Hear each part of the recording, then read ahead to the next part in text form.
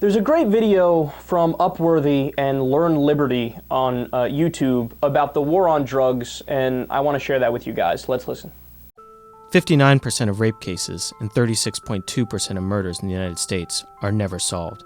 In 2011, less than half of all violent crimes found any resolution. It sort of makes you wonder, why are so many violent criminals walking free? I'm Alex Kreit, professor of criminal law. To start, let's take a look at New York City. Since Michael Bloomberg has been mayor, police have spent 1 million man-hours working 440,000 arrests for, get this, marijuana possession. That's a lot of police busting parties instead of tracking down violent criminals. This goes beyond any one city or state. Nationwide, we would save $41.3 billion every year by ending the war on drugs. That's tens of millions of man-hours in investigation, office work, and court appearances for drug cases. We're choosing to direct these law enforcement resources to crimes other than rapes and murders, only to end up arresting and incarcerating large numbers of nonviolent offenders. Worse yet, the war on drugs doesn't even work. In the United States, 7 million people are under correctional supervision, many for drug-related charges. 81% of all drug arrests are for simple possession. That's millions of people in the system who never restrained, assaulted, killed, or abused another person. And despite the money and time spent, it's never been easier to buy drugs. Compare that to Portugal, which decriminalized the personal use of all drugs 12 years ago. Since then, there's evidence that their criminal justice system has become leaner and more efficient. They chose to treat addiction as an illness, not a crime, and to make a meaningful distinction between violent and nonviolent offenders. This has also, unsurprisingly, helped those most vulnerable to the harms of controlled substances by decreasing their use among children and lowering the number of new HIV infections. Who in our society is in pain, and how can we help them? We can direct more resources to prosecute violent offenders, actual criminals who leave behind victims and survivors. We can ensure every single victim of assault or sexual violence a full and credible investigation of their claims. Even if we disagree on the legal status of drugs, can't we make that guarantee to victims first?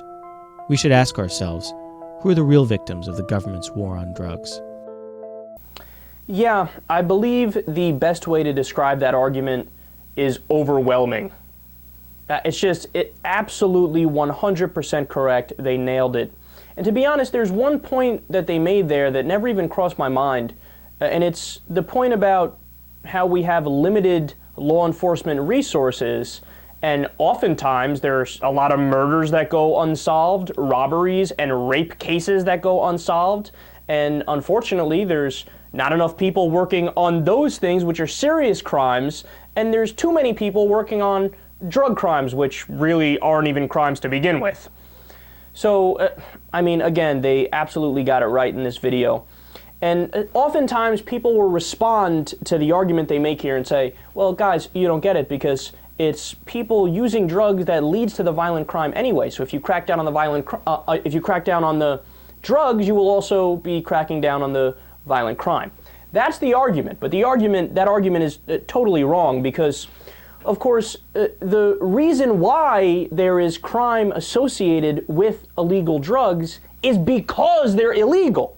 If they weren't illegal, and I'm talking either decriminalizing or legalizing it, either one, but because they're illegal, you have a black market. When there's a black market, of course, if there's some sort of a dispute, people are going to solve it with guns in a back alley as opposed to people going to court wearing suits and ties.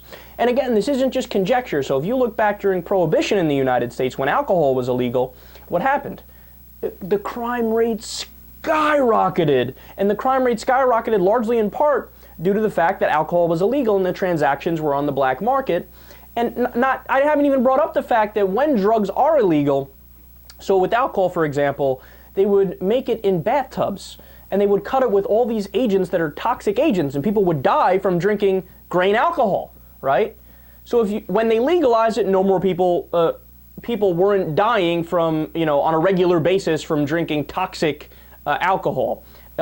People weren't, there wasn't as much crime. Crime was cut drastically because it was no longer on the black market, so people can solve disputes in a civilized way, and it's not criminals who are selling the product. It is businessmen who are selling the product.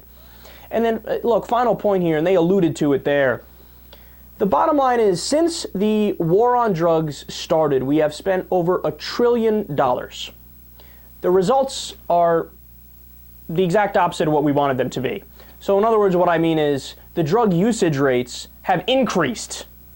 The number of people who have tried drugs in the first place has increased. The purity of the drugs has increased. The prices have decreased.